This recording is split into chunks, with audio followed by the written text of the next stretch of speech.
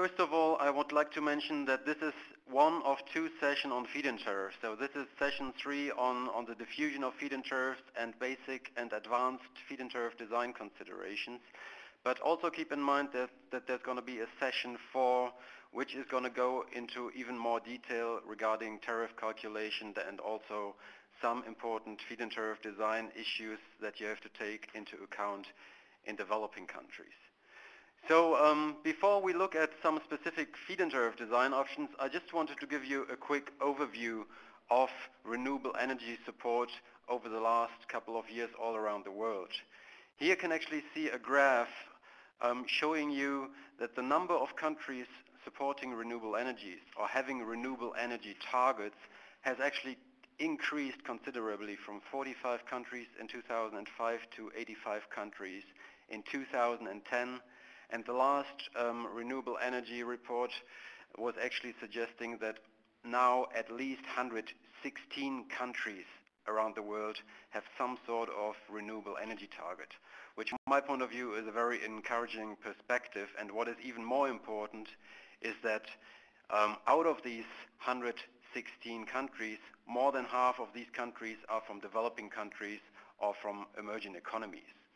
So in short, renewable energies are not only a matter of the Western world anymore, of rich countries, but in fact it has become a big movement in countries with all income levels. When you look at the feed-in tariff development, well, first of all, I will have to mention that the first feed-in tariff has probably been implemented in the United States with the Purple Act in 1978, even though this has not been a full-fledged feed-in tariff. Some of the basic feed-in tariff design options have already been included. And then in the early 1990s, some European countries implemented feed-in tariffs, as you can hear on this slide. And then when you look at the spread of feed-in tariffs around the world, the next slide shows it to you in 2000. You see that more and more countries switched to the support instruments. And then in 2010, at the end of 2010, more than 70 countries and jurisdictions and regions around the world had implemented feed-in tariff because it became clear that this support instrument has proven to be the most effective way to steer renewable energy deployment in the grid-connected electricity. So once again, out of these 70 countries, now almost half of them come from emerging economies and developing countries, and there's a lot of developing countries working on the implementation of feed-in tariffs at the moment. So this number is still going to increase in the near-term future. However, not all of the feed-in tariffs have been equally successful, and therefore today's session is primarily going to deal with feed-in tariff design options. Before we move to the design, let's have a look on this slide at the worldwide installed capacity by incentive type. So here you can see this is actually figures from Bloomberg New Energy Finance from the end of 2010, showing you the total installed wind capacity worldwide and the total installed solar capacity worldwide with 43 gigawatt and 194 gigawatts. You can see that feed-in tariffs and countries which have a feed-in tariff actually do have the largest share of the total installed capacity of both technologies. In the case of wind energy, it has been 64% of total wind energy installed capacity, and in the case of solar photovoltaic, the share has even been as high as 87%, which once again shows the very large effectiveness of this support instrument. And on the other hand, you can see that other support instruments, we're still going to talk about them in session 5 and 6 in a few weeks' time, have been less successful due to several reasons, largely because they were not able to trigger the same degree of investment security. So this is just to show you the worldwide scale. Now, when you look at the next slide, you can see the spread of feed-in tariffs in the European Union. And you can actually see that out of the 27 EU member states, 23 countries have actually implemented feed-in tariffs. You have to keep in mind that not all of them use feed-in tariff exclusively. Some of them also combine them with other support mechanisms. However, this is by far the most used support instrument in the European Union. Right. And as of 2009, when you look at the figures above, you see again that feed-in tariffs have been very crucial for the growth of renewable electricity in the European Union. You see that 100% of all photovoltaic was actually installed in countries with feed-in tariffs. In the case of wind energy, it has been 86%, and in the case of biomass, 68%.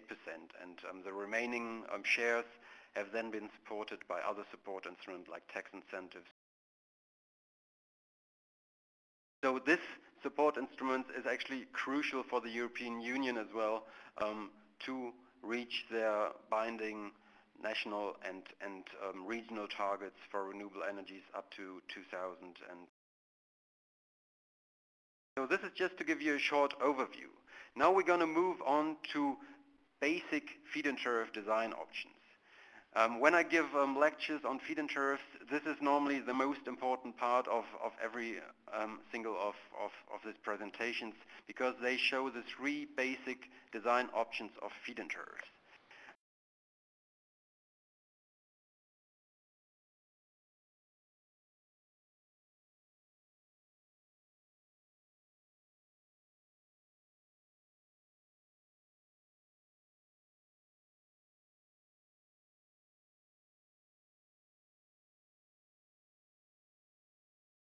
This is a purchase obligation, fixed tariff payment based on the actual power generation cost, and this tariff payment is normally guaranteed over a long period of time, a long duration.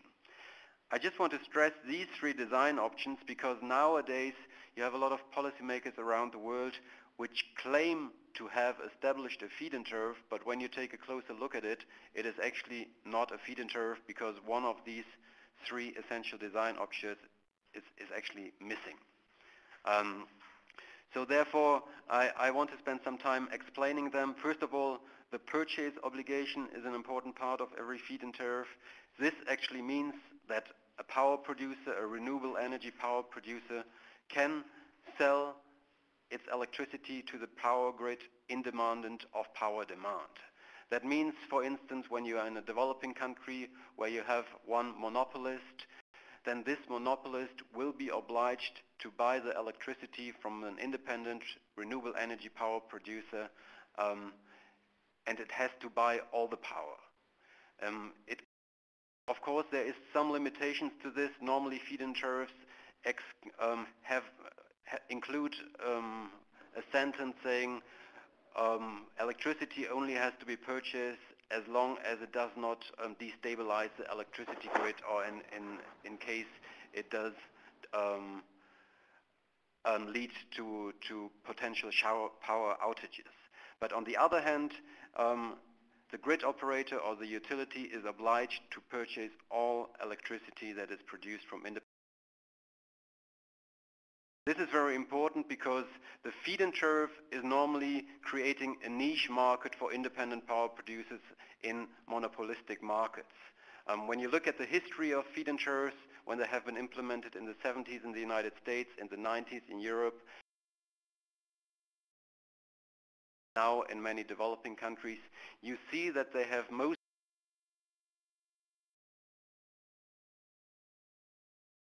been implemented in largely monopolistic or oligopolistic markets. And therefore this feed-in tariff has always been a way of creating a certain niche market for independent power producers. And therefore this purchase obligation has been very crucial because this way the monopolist or the utility cannot say, no, we're not going to take your electricity, but instead they have to take it all by law. And if they don't do so, they get into legal problems. Well, then again, you normally have a fixed tariff payment. That means, for instance, when you're a wind energy producer, the feed-in tariff law might state you get $8 per kilowatt hour for each and every unit of electricity. And then normally this tariff payment is guaranteed over a long period of time, 15 to 25 years usually. And the combination of these three basic design options leads to the aforementioned investment security. Because in this case, a renewable energy producer can simply go to the bank and tell them, well, our policymaker is guaranteeing me a fixed tariff payment. It also guarantees that all of my electricity that I produce can be sold. So therefore, it is very easy to forecast the total income that a power producer can make over a long period of time. And therefore, getting financing for this project is usually much more easy and much cheaper than under other support instruments. I still have one more slide on the long tariff payment duration, because this is sometimes difficult to understand for policymakers in developing countries who are used to the fact of setting tariffs also for conventional power plants, but who are not used to the fact of fixing tariff payments for 10, 20 or 15 years. So on this slide you can see a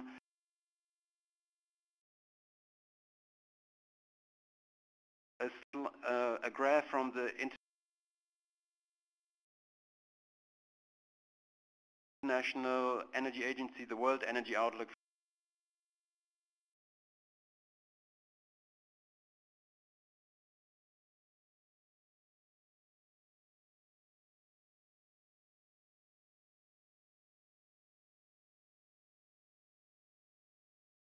2004. You might say 2004 is a bit outdated, I agree with you. However, it is just to show you the major differences in the investment cost of wind energy and gas-fired power plants. Let's just look at gas and wind energy, because this illustrates the difference between conventional and renewable energy power plants very well. So when you look at the gas-fired power plant, you see that, well, maybe 20-30% of the total cost is investment cost, upfront investment cost for the gas-fired power plant and operation and maintenance cost, and then about 70% of the total generation cost is actually related to fuel costs. However, when you look at wind energy, you see that more than 90% is actually related to upfront investment cost for buying the wind turbine, setting up the wind turbine, and then you have a marginal cost share which is related to operation and maintenance cost. And of course, in the case of wind energy, you have no fuel cost because the wind is simply... So this means that as a wind energy producer, because you have this very large upfront cost right at the start of the project, it is even more important for you to actually have a very clear idea about how much money you can make in the future. And this is actually the reason why feed-in tariffs guarantee tariff payments for a long period of time, because a wind power investor wants to know right at the start of the project how much money you can make over the lifetime of the power plant, which is normally, well, 15 to 25 years, which is also the duration of the tariff payment. So I hope this makes it clear why fixed tariff payment and long-term tariff payment is even more important for renewable energies than it is for conventional power generations such as gas and to a certain extent also coal. Now let's move on to the next slide about eligible resources.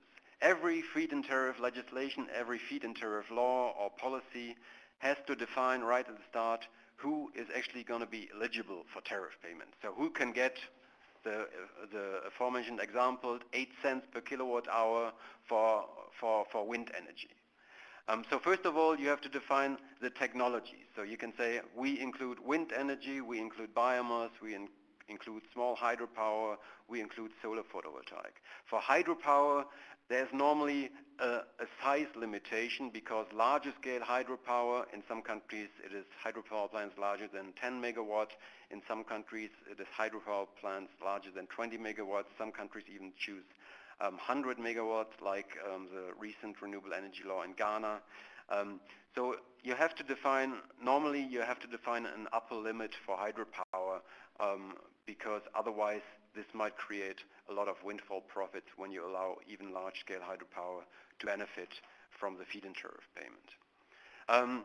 Besides the technologies, you might also want to limit the plant sizes. This exists in quite a few countries.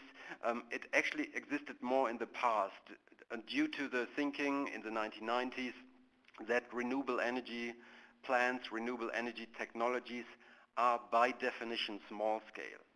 And therefore some feed-in tariffs had implemented maximum plant sizes. For instance, the Spanish feed-in tariff says that only power plants up to 50 megawatt can profit from the so-called special regime, which will. The early French feed-in tariff, for instance, has limited tariff payment to all power plants to 12 megawatts. This has now been removed in 2005, so larger power plants are also eligible. But you can see this in a lot of developing countries as well, that renewable energy power plants, for instance in Malaysia, the limit is 30 megawatt, and every power plant that is larger than that will not be eligible for tariff payment anymore. And then in the case, well, first of all, it has to be realized that feed-in tariffs as they exist today are all national or regional support instruments. That means that the power generation unit has to be within the territory of a given country in order to get the tariff payment. In the case of offshore wind energy, you of course have to determine what kind of national border you want to choose for being eligible for tariff payment. Most countries use some UN definition saying that everything up to 200 one of the coast will be eligible for tariff payment under the. Of course, when you move to the next slide, you can see that wind, offshore, tidal energy, geothermal energy can also be included under the feed-in tariff. When you look at the feed-in tariff evolution, you can see normally that basic feed-in tariff designs, standard feed-in tariffs normally start with a reduced set of technologies, but then when you operate with a feed-in tariff over a given period of time, you can see that the number of eligible technologies is actually increasing. Here's just a slide showing you the increase of eligible technologies in Germany, France, and Spain. You see, for instance, in Spain, at the start of the project in 1994, there were 7 technologies eligible for the feed-in tariff, and then afterwards there have been further specified and more technologies have been included, like geothermal. So now it is actually 13 eligible technologies. You have to imagine this in a way that, for instance, well, you start by promoting biomass as a general resource, and then you break it down in future laws into different biomass products that you want to especially target with the law. These were the basic feed-in tariff design options I wanted to mention first of all. Now, when you want to have a more elaborated feed-in tariff, then you will also have to include some of the more advanced feed-in tariff design options, which from our point of view sometimes only make sense when you already operate with a feed-in tariff for a long period of time, at least for some of the design options which I'm going to talk about in the next 20 minutes. Our general recommendation is that when you start implementing a feed-in tariff, try to make the law as simple and easy to understand as possible, because investors and power producers first of all have to get used to the concept, and then when you have been operating with this support instrument for a certain number of years, you can still introduce design features. So some of the design options I'm going to talk about now are actually intended to reduce further the windfall profits and also to facilitate system integration. Well, there are some advantages and disadvantages of further tariff specification. First of all, as I mentioned before, you can of course reduce windfall profits by having a larger set of tariffs for different technologies, for different plant sizes, for different locations, as I will afterwards. This might, however, also increase the efficiency of the system because, well, you avoid windfall profits and therefore you have to spend less money for the same amount of electricity produced. And in the same way, the additional costs for the final consumers, because feed-in tariffs are normally financed via an increase of the electricity price of the final consumer. We're still going to talk more about this, about feed-in tariff financing in sessions 4, will also be very important. Then there's, of course, some disadvantages. First of all, you have a higher degree of complexity. As I said before, it makes more sense to start with a easy feed-in tariff at start. And to a certain extent, the overall efficiency of the system might also be reduced. For instance, when you have higher tariffs for small-scale installations, this might sometimes lead to a situation where investors prefer to have two small-scale installations which offer higher tariff levels than to have the same in one unit and get. I just put there the increasing complexity of the German feed-in tariff. You know that Germany is operating with a feed-in tariff for more than 2 decades now. And when you look at the first feed-in tariff law of 1990, you see that the law only included 4 paragraphs, 4 articles. Then the next law of 2000 already included 30 articles, 13. Then the next law in 2004 included 22 articles, and then the next law in 2009 included 65 articles. The latest law of 2011 includes something like 70 articles and is almost 100 pages long. So you can actually see that the complexity can increase significantly once you start promoting a high share of renewable energy with your feed-in. Technology specifications, technology-specific tariff payment is actually one of the most important feed-in tariff advantages over other support instruments. Because you know, of course, that 1 kilowatt hour of wind energy is still far cheaper than 1 kilowatt hour of photovoltaic, and then also biomass has different power generation cost. So this is actually one of the basic, or one of the most important advantages of feed-in tariffs, that you can promote different technologies at the same time, and at the same time you can also avoid windfall profits as long as you are able to calculate feed-in tariffs correctly. Once again, the number of tariffs, when you look at the next slide, might also go up over time. Once again, I've depicted here the evolution of the number of tariffs under the French, German, and Spanish feed-in tariff. And in Spain, for instance, you can see that the first law of 1994 included only 3 tariff levels, and now with the latest, or with the last big amendment in 2007, and then later in 2009, more than 70 different tariffs are actually included. And this this is actually related to the fact that you can differentiate tariff payment in accordance with the technologies, in accordance with the size of power plants, and also in relation to the location of the power plant, which I will show you on the next slide. Well, first of all, size-specific tariff payment is rather straightforward. The whole idea of size-specific tariff payment is economics of scale, meaning that, well, when you want to produce electricity with smaller scale units, this is normally more expensive than producing electricity with larger scale units, because you have these economic scale, and you therefore would have to differentiate this. Not all of the feed-in tariffs are doing this, and maybe this is also something that a developing country only wants to implement after 2 or 3 years. So you can start with a single feed-in tariff for one technology, and then after 2 or 3 years you can still make it more size-specific. So how you do it, you normally set certain size categories. Here, for instance, there can be size categories from 0 kilowatt to 30 kilowatt, and from 30 kilowatt to 100 kilowatt, 100 kilowatt to 2 megawatt, and 2 megawatt and above. This could be, for instance, some sort of differentiation for solar photovoltaic, as you see it in. Why do you want to support small-scale installations? Well, this is normally due to the fact that you also want to allow not only big companies to profit from the feed-in tariff, but also to allow small and medium-sized companies and even private persons to profit from this support instrument. So especially in the case of solar photovoltaic, when you have an additional tariff payment for small-scale systems, let's say from 0 to 30 kilowatts, so small or medium-scale rooftop systems, then you can actually do this by having a slightly higher tariff payment for these small-scale systems, in contrast When you go to the next slide, we move on to location-specific tariff payment.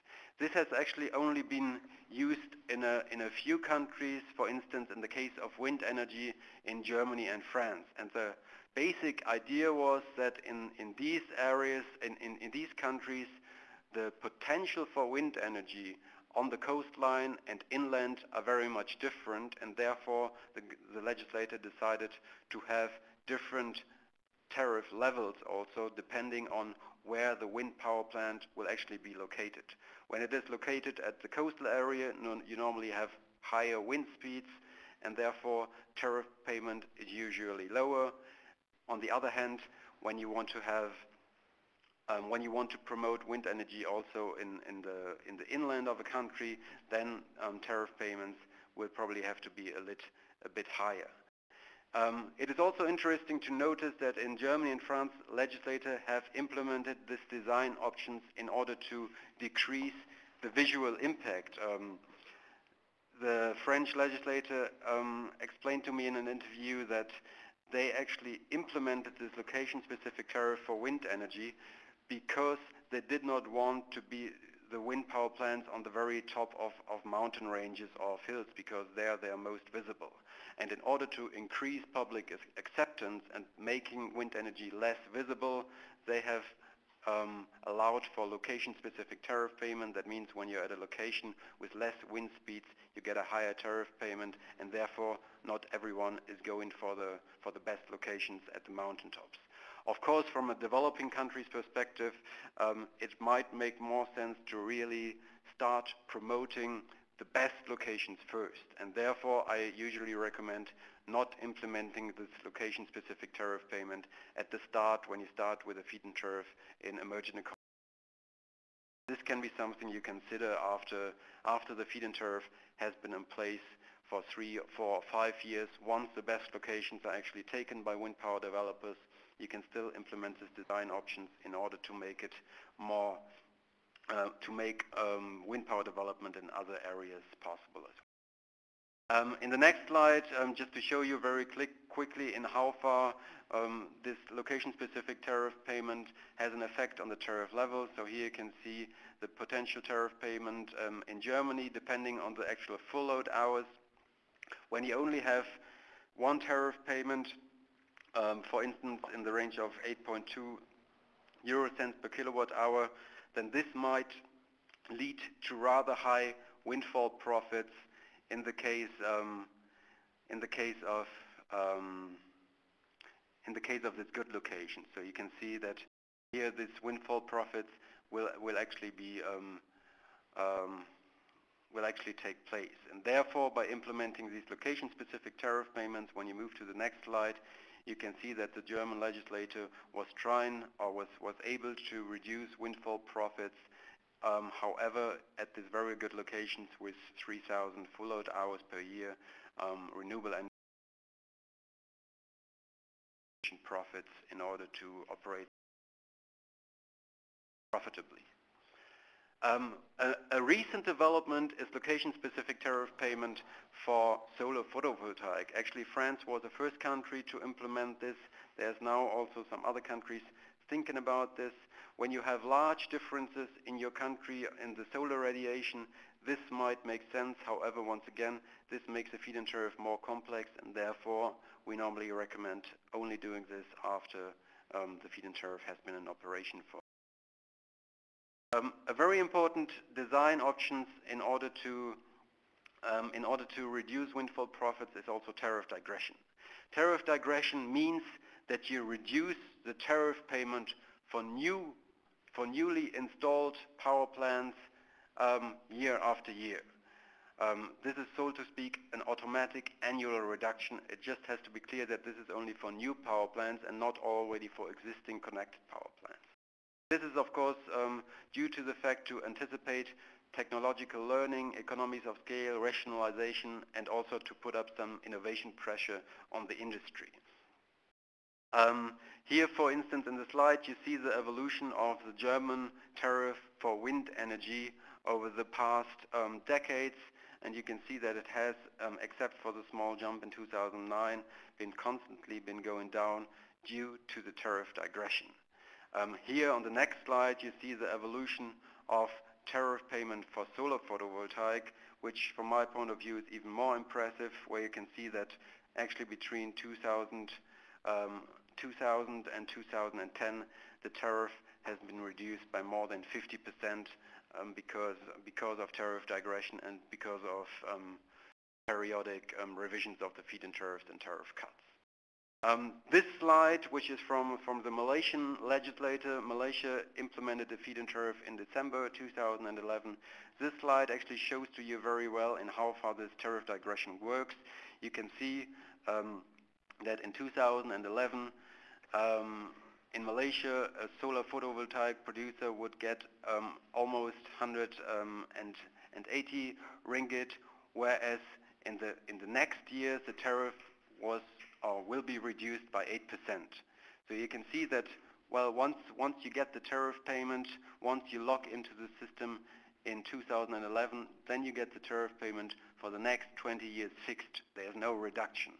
However, when you only install it 1 year later, you get 8% less tariff payment, and this also for the next 20 years. It's very important to remember that tariff digression only affects newly elected capacity. Here, just shortly, the different tariff digression rates as they exist in Germany as of 2009, and here you can see once again that for different technologies you normally have different feed-in tariff digression rates depending on the potential for learning. So technologies which are already rather well developed, like hydropower, like landfill gas, like biomass, here the digression rate, the annual reduction of the tariff is rather low. However, with other technologies like wind power, offshore and solar photovoltaic, you might have, you normally have higher digression rates. In the case of wind offshore it was 5%. In the case of solar PV it was 8 to 10% in 2009. Actually nowadays it is it goes up to 21% depending on. I hope this has been clear. Now we can move on to the inflation indexation, which is a very important design feature also in a lot of developing countries, as I will show you in the next slides. Well, first of all, you have to remember, as I explained it earlier, feed-in tariff payment is normally guaranteed over a long period of time. That means 15 to 25 years in most countries. Of course, there's also some countries which only offer tariff payment for 5 years or for 10 years. From our definition, we normally only consider a feed-in tariff when tariff payment is guaranteed for at least 10 years. There's some Indian provinces, for instance, which guarantee tariff payment only for 5 years. So based on our definition, we do not consider feed-in tariffs when we draw up the maps for countries. However, coming back to inflation indexation, keep in mind that there is a long-term tariff payment duration, and therefore, of course, this tariff payment is very sensitive to inflation. And especially in developing countries and emerging economies, you sometimes see double-digit inflation rates, and therefore, when you establish a feed-in tariff, when you guarantee a fixed price, however, you do not index it to your inflation, then the tariff payment which you guarantee for 20 years' time might not be worth a lot of money in 10 years' time, and therefore might cause serious problems with an investment security. There's actually several ways. Some countries, some developing countries, have actually decided to issue tariffs in US dollars or in euros. For instance, Ecuador has done this. They have issued tariff payments in US dollars, thus reducing the currency risk for the investor. Other countries prefer to issue tariff payment in their national currency. However, they can then index it to inflation. Spain, for instance, has done this. They have at least partially indexed it to inflation. Ghana is also considering inflation indexation. France is taking a slightly different approach. They were actually indexing tariff payments to certain economic indicators like the cost of labor and the cost of certain raw materials like steel, thus making it even, making it slightly more complicated but even more precise to the actual reality. I think we can skip the slide in order to keep the time. I still wanted to mention demand-oriented tariff payment. Demand-oriented tariff payment has been included in some European feed-in tariffs in the 2000s, but now you can also see it in quite a lot of developing countries and emerging economies.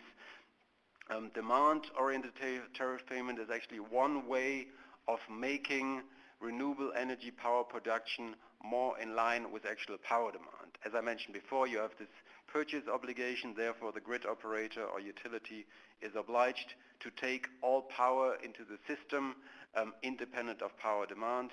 However, by having this demand-oriented tariff payment, you can give a certain incentive to power generators to shift their power generation from off-peak periods to peak periods. So you normally have this demand-oriented tariff payment only for non-fluctuating technologies, because in the case of wind energy and solar photovoltaics, it doesn't make much sense because here, without any storage capacity, the power generator does not have any of moving the electricity generated in a certain period of time, because they of course depend on when the wind is blowing and when the sun is shining. The differentiation can actually be done by either the time of day or even by the period of the year, as I will show you in the following slide. This is some graphs from the Optres final report from 2007, and it shows you that Slovenia had a feed-in tariff which was actually differentiated by the seasons of the year. That means that you had a certain tariff payment which was then later multiplied by a certain factor, and thus leading to the fact that in the high electricity demand season, January, February, December, you got a slightly higher tariff payment than in low electricity demand periods. Hungary did something similar. They differentiated on a daily basis, differentiating peak, off-peak, and deep off-peak periods around the day. So peak periods is normally in the evening or at midday when the air conditioning is running or when people come home from work. Off-peak is then in the morning or at nighttime, and deep off-peak is in the middle of the night when no one is. So you can see that, well, in the case of solar and wind energy, there is no such demand-oriented tariff differentiation, because here the power generator doesn't have a chance to shift their power generation technology from one period to the other. However, in the case of geothermal biomass and small hydro, you can see that different tariffs were paid during different periods.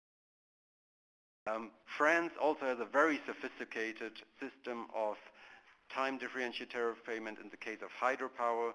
You know for sure that France has a large share of nuclear energy in its power system, and therefore the hydropower has always been very crucial in order to take the to supply electricity when it is actually needed, in order to avoid turning up and down the nuclear power plants too much. And therefore you can see that you can actually select different tariff options, 2-component tariffs, 4-component tariff, 5-component tariffs, leading to differences when you take the 5 tariff component, for instance, from 4.25 euro cents up to 70.72 euro cents.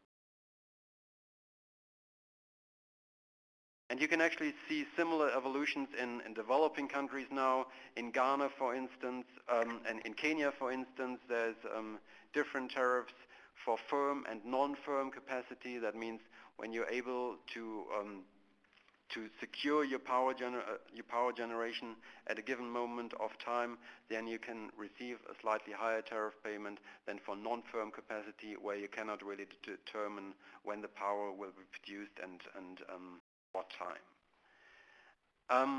Last but not least, I want to mention the assessment report, which is from our point of view a very important design feature, and it is actually often forgotten in feed-in tariff legislation. However, this assessment report or periodic review of feed-in tariffs can be very important in order to improve the feed-in tariff mechanism over time and in order to learn from the national experience. So when you look at feed-in tariff legislations, you see many European feed-in tariffs like Germany and Spain. They review the feed-in tariff legislation every 3 or 4 years. The reason for this periodic review is that they did not want to review the tariff payment every year because this might once again undermine investment security. You have to put yourself into the position of a wind power planner, for instance. When you start planning a wind power plant, until you actually get it connected to the grid, this might easily take 2 years. Therefore, it makes sense from a policymaker's point of view not to review and change the tariff payment every year, but only do it every 3 or 4 years, because this way a wind power developer, for instance, knows the fixed tariff payment. Let's take that example of $8 per kilowatt once again, and they know that this tariff payment will be in place for the next 3 or 4 years, which is longer than the actual planning horizon. So this is very important, especially for planners of technologies which have long lead times for construction. However, we normally recommend that when you first implement a feed-in tariff, you should probably do the first review after 1 or 2 years in order to find out what has worked, what has not worked, and where you might have to do some modifications, like modifications of the tariff level, modifications of the eligible producer.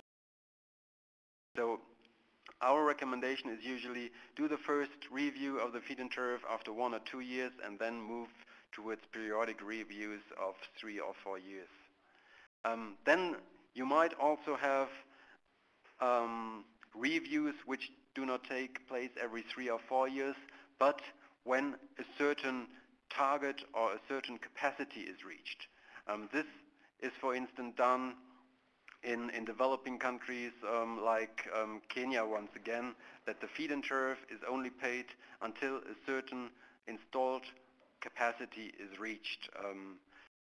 For instance, you can say the feed-in tariff for wind energy will only be guaranteed for the first 500 megawatt installed in a given country. So you can trigger the review of the feed-in tariff when you reach a certain capacity. Alternatively, you could also say we trigger the review of the feed-in tariff law when we have generated a certain amount of electricity from renewable energy sources. And another alternative, this is for instance incorporated in the Italian feed-in tariff, is that you trigger the review of the feed-in tariff law once a certain budget, a certain amount of money has been used for financing renewable energy projects. You can have different sorts of triggers which will then lead to the assessment or reassessment of the current feed-in tariff. This assessment report should normally also include some additional information, for instance, some progress towards achieving the renewable energy targets.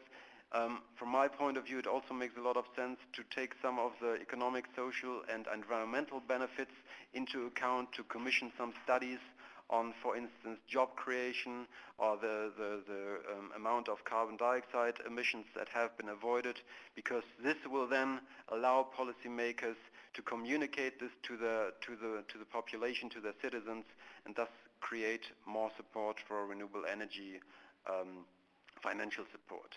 And of course, it is always important to keep track of the additional costs which are related to feed-in tariffs. As I mentioned earlier, we're still going to talk about costs in session 4 of this seminar. I just wanted to mention that a feed-in tariff does not necessarily have to lead to cost increases. Of course, this always depends on the benchmark of the cost of conventional power generation in a given country. So in some African countries, for instance, where power is mainly generated via small-scale diesel generators, it is then a feed-in tariff could actually lead to cost reductions, whereas in other countries where electricity is largely generated by coal-fired power plants, then of course having a wind power plant normally lead to increases of the retail. Just to conclude, a few basic comments on the advantages and disadvantages of feed-in tariffs.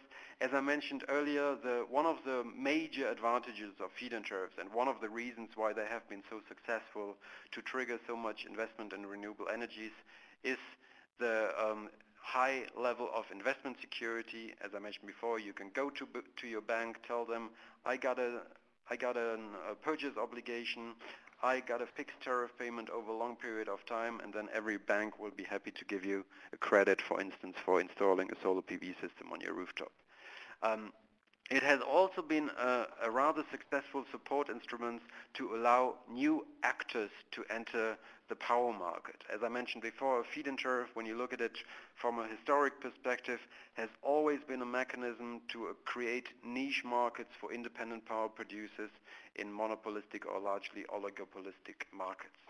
Therefore, this is actually often used in countries which want to liberalize the electricity markets, which want to increase the number of actors in the power generation market, and therefore this feed-in tariff has also been very successful.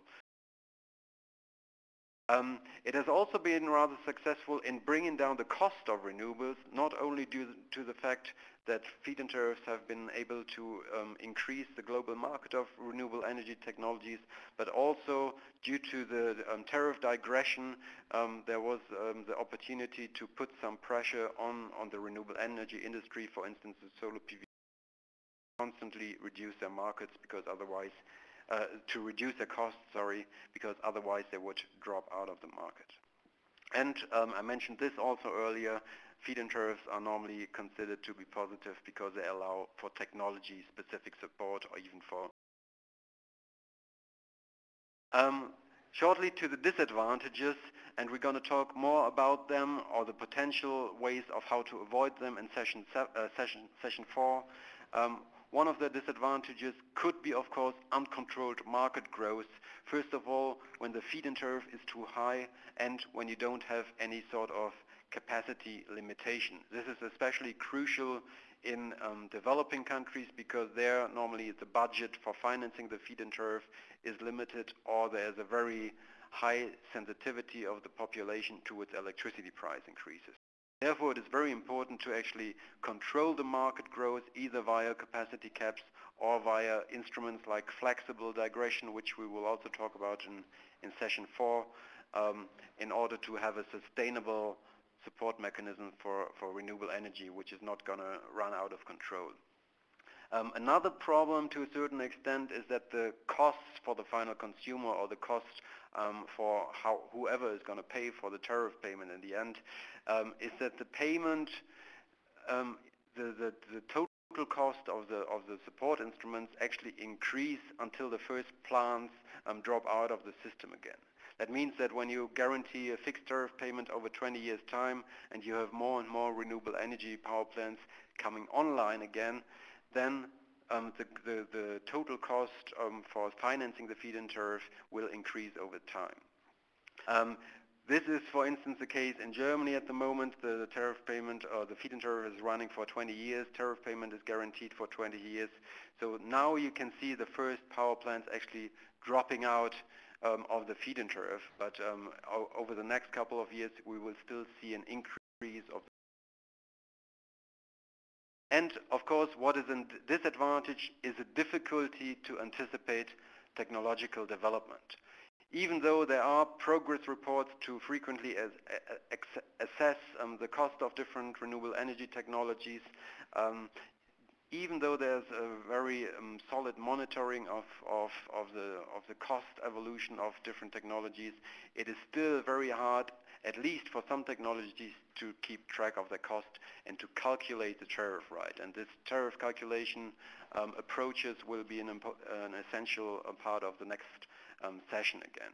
So tariff calculation is very crucial, but in the case of solar photovoltaic, you're very much aware of the situation that in the last couple of years, module prices have sometimes decreased by 30, 40% in just 1 year.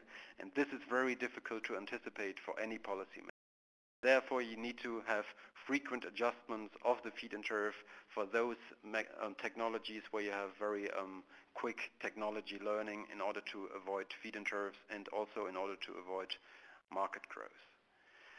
So here just another preview of session 4. You can see that we're going to talk about in more detail about specific case studies of where feed-in tariffs have been implemented and how effective and efficient they actually are, what were the critical path issues, what kind of specific designs needed to be taken into consideration.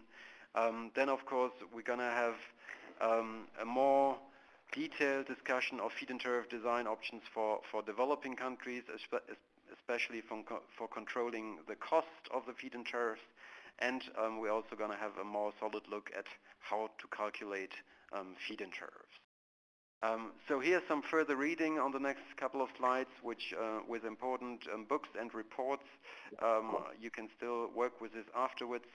And this has been my presentation so far, and I'm now looking very much forward to answering all your questions.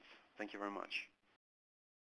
Okay, thank you very much, David, for this comprehensive presentation. Was a very interesting topic today. So maybe let's proceed to the Q&A session. So Xavier, as you wish, if you want to start introducing the questions, and then David will answer one by one. So the floor is yours. Thanks, Fernando. Well, I think there are not too many questions, so maybe the best is I leave it to David to just take them one by one, because there are only 10 questions or something like that. Okay? Okay. Great. So we go to the Q&A table, and I'm just going to read out the questions loud to you and then try to give an answer. Let me see where. We have a question from Fernando Nunez. In Spain, PV feed-in tariffs was set at about 40 euro cents in 2007. PV costs decreased very quickly, and this created windfall profits and a PV bubble. Administrative procedures were slower than technology progress. How can this be tackled? This is a very good question. I think the Spanish bubble, the Spanish failure, or so to speak failure, is frequently quoted in the literature on feed-in tariffs, and is also a very good learning opportunity for other countries. First of all, I fully agree with the assessment that in 2007, tariff payment 40 cents per kilowatt hour was far too high. Then you have to keep in mind that the Spanish legislator actually had different tariff payments for different plant sizes. That means you had this 40 euro cents per kilowatt hour was actually for small-scale solar PV installations. However, the Spanish law did not have a precise definition of what one installation actually is. So this actually gave solar PV developers the opportunity to build large-scale solar PV parks, split them up into single units of 100 kilowatt, and then receive this high tariff payment for each single one of them, even though it has actually been a large-scale installation. So here you can see one design error of the Spanish feed-in tariff of 2007, that there wasn't a very clear definition of what one installation is. Secondly, there was another very important design error of the Real Decreto 661 of 2007. And this error was that, well, I have to start otherwise. Actually, the Spanish feed-in tariff has always been capped. That means the installed capacity that is eligible under the feed-in tariff was actually limited to 400 megawatt as of 2010 in Spain. However, in this new law in 2007, the Spanish legislator issued some exception. And the exception was saying, once you reach 85% of the 2010 targets, so of this 400 megawatt, we still pay the tariff payment for one more year. So once the Spanish solar PV market reached 371 megawatt, the ministry made an announcement, said we only pay this tariff payment for one more year.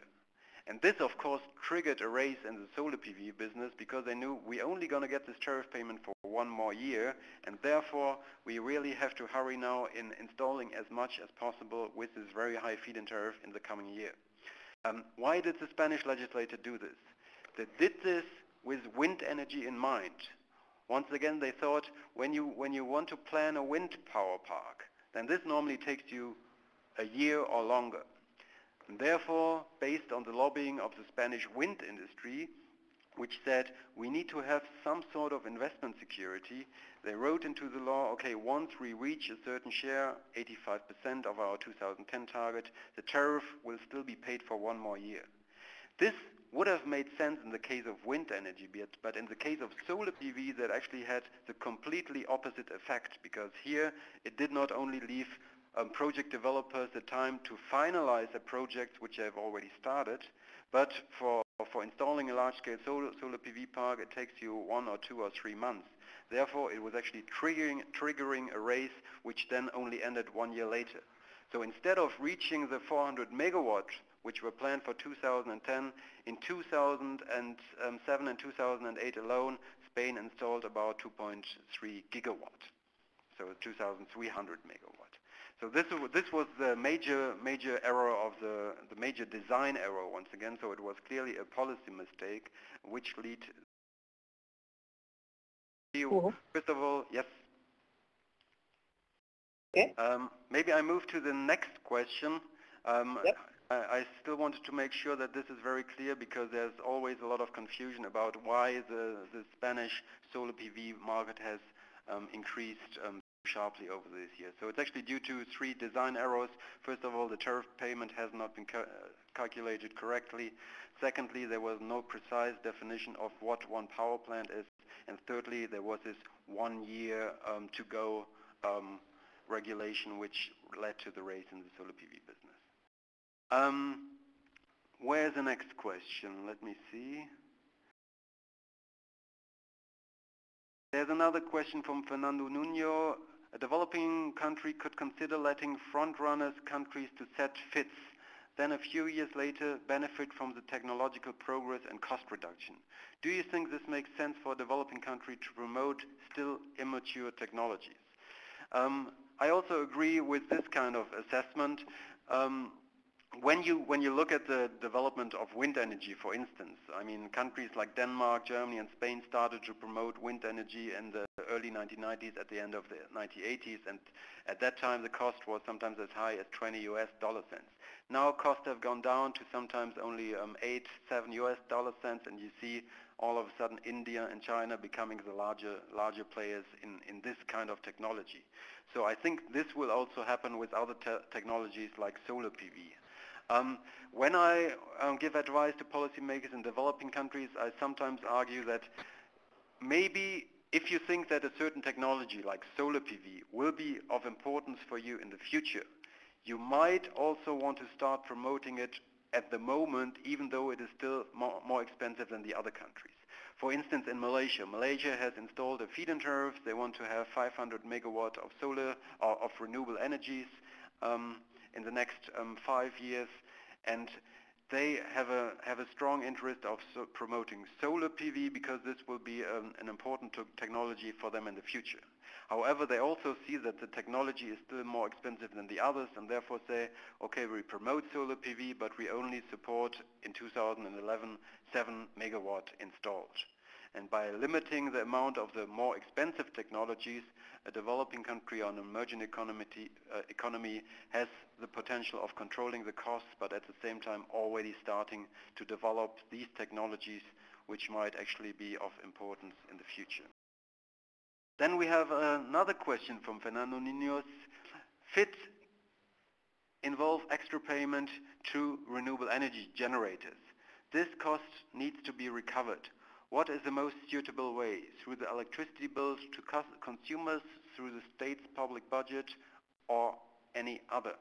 Well, this is of course a very decisive question. I still wanted to mention that we are currently writing a report for the United Nations Environmental Program on feed-in tariff design in developing countries, and I'm convinced that this report will come out in the next couple of weeks or months. And we also describe different options of financing feed-in tariffs in this report.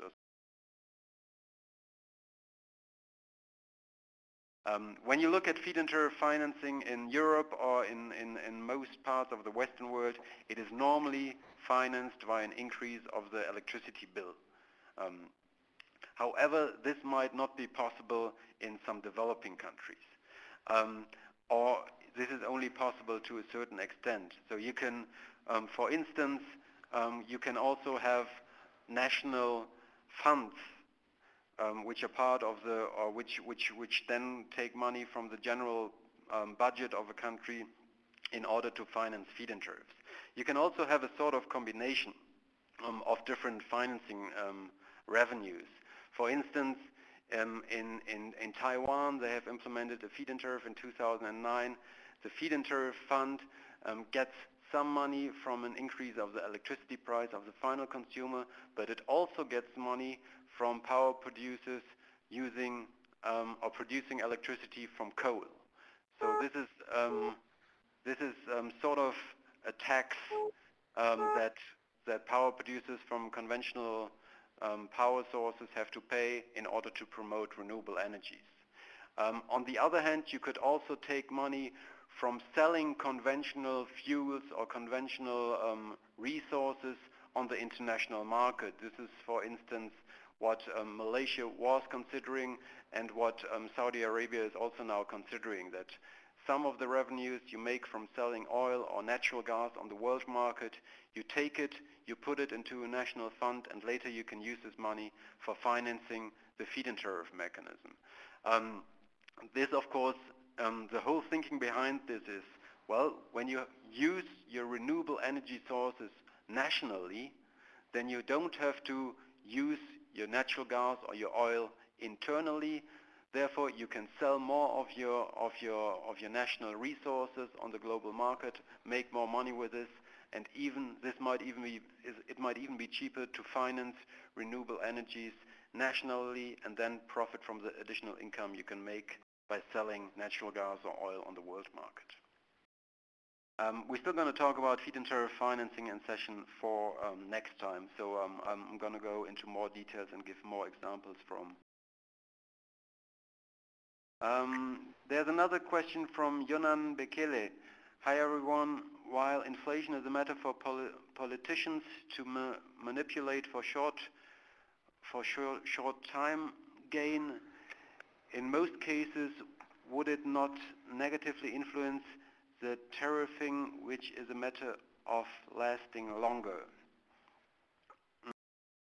I don't really see the point of this, don't really see the focus point of this question.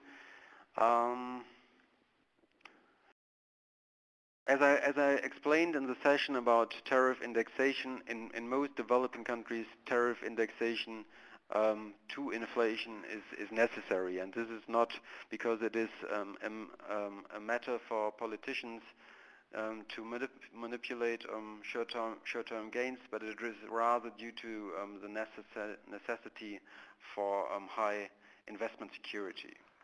So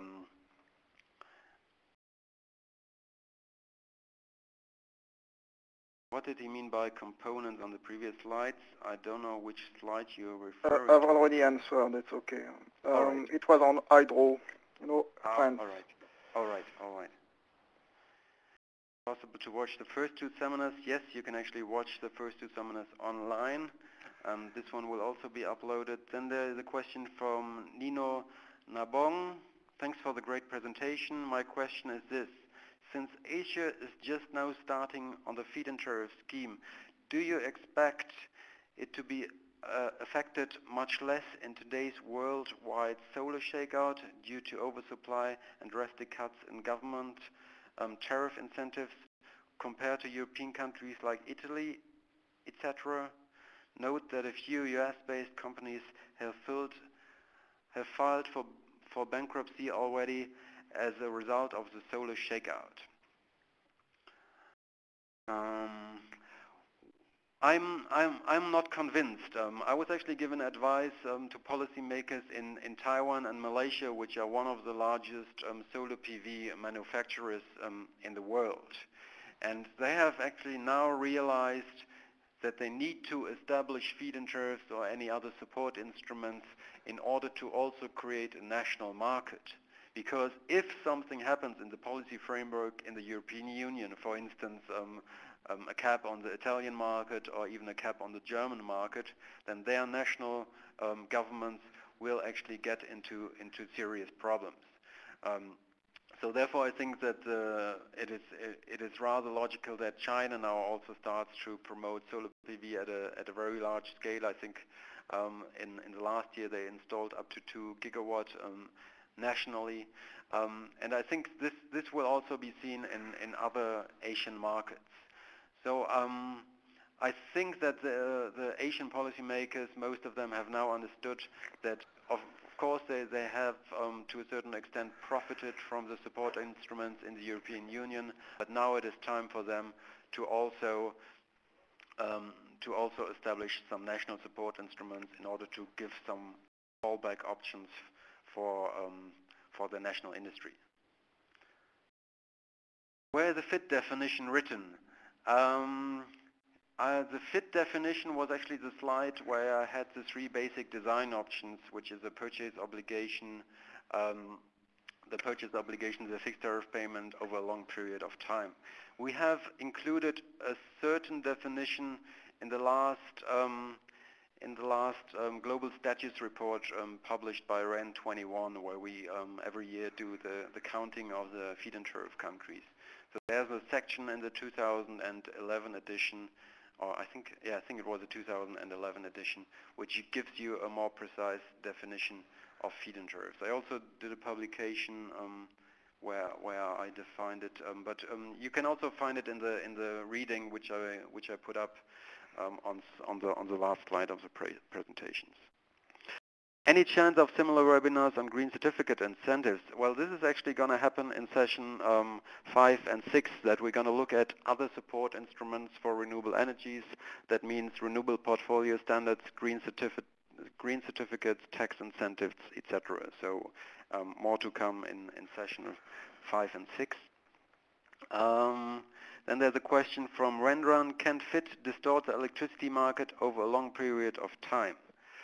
This is a very good question, and this has always been a very controversial issue in the European Union, because the European Commission, when they started to liberalize the European electricity market in the mid-1990s, they were always opposed to feed-in tariffs, because under a feed-in tariff, electricity producers are not selling their electricity on the market, dependent on supply and demand, but instead they get a fixed tariff payment. So therefore, the European Commission, in the past at least, often criticized feed-in tariffs for doing so.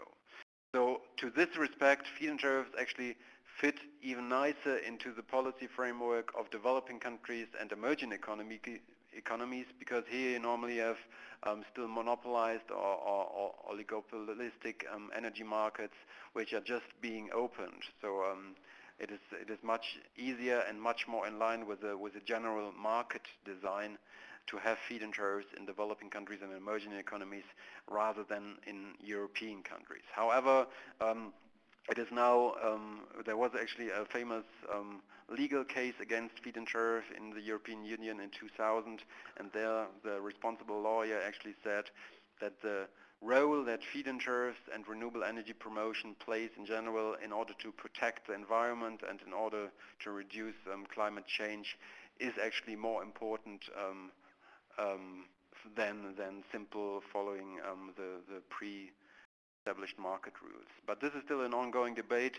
Therefore, also a lot of countries are now implementing so-called premium feed-in tariffs. That means you sell your electricity on the electricity spot market, which is fluctuating, and on top of this, you get a certain premium, which is then the premium and the market price together should be high enough, should suffice to actually finance renewable energy projects.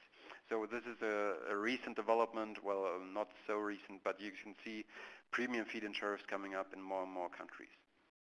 Can we have the PowerPoint of this session? Of course, they will be uploaded on the homepage, and they will be visible. There's a last question from Fernando Nuno. The more renewables penetrate into the electricity system, the less room is available for fossil fuel. In power pools, renewable offer at 0 cents per kilowatt hour, at least wind and solar. It starts happening, the clearing price is €0 per kilowatt hour. How do we cope with this? Well, this is actually a recent development that you see in a lot of, in countries which have already gained a high share of renewable energies in the power mix.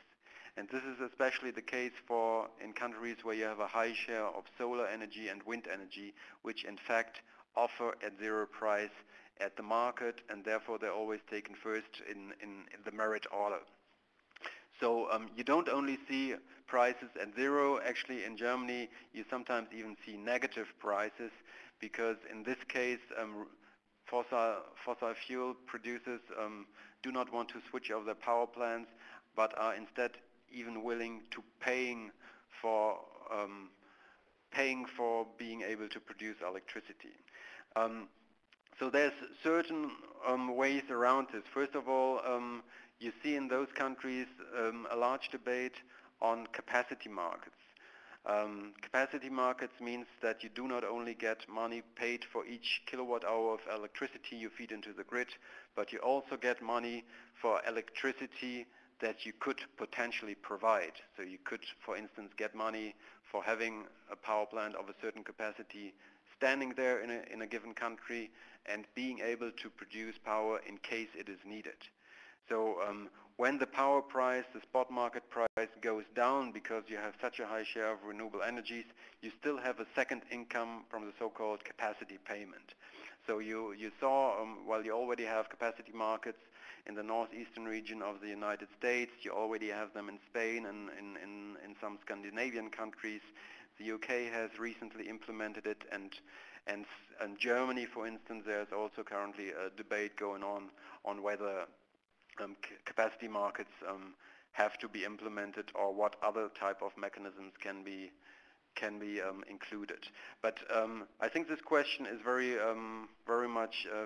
important, because it shows you that when you want to move from a power market which is largely based on conventional fuels towards a power market which is largely based on renewable energies, this does not only mean a shift in the generation mix, but it also means a drastic change in the total market design.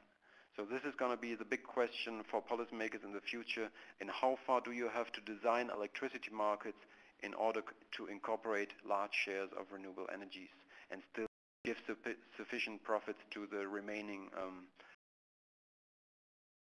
think this was the last question. Yes, thank you. Thank you, David. There was an initial question by Anwar Arnold about South Africa, which seems to be dropped feed-in tariffs in favor of auction on tender system. So the question is whether this is a wise decision. Okay, yeah, I overlooked this question because I was just searching for question marks. Sorry about this. This is, I followed the development of the policy debate in South Africa rather closely.